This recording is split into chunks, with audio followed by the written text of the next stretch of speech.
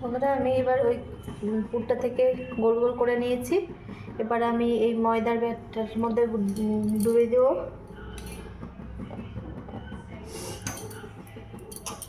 এখানে আমি একটু কাঁটা চামচ নিয়েছি, কারণ কাঁটা চামচটা নিলে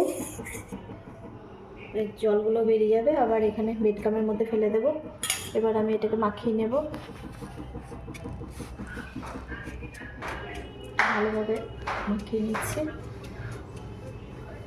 আর একবার আমি এখানে দিয়ে দেব।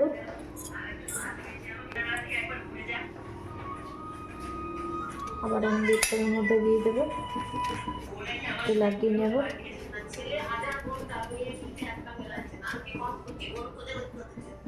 এরকম মধ্যে ডবল ডবল করে সব প্রত্যেকটাই করে নেব।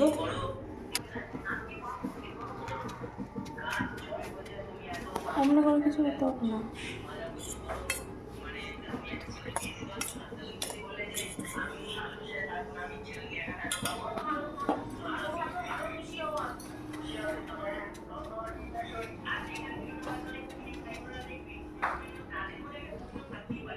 এরকমভাবে সবগুলোই আমি তৈরি করে নেব আগে, তারপরে ফিরে আসছি বন্ধুরা ভাজবার জন্য।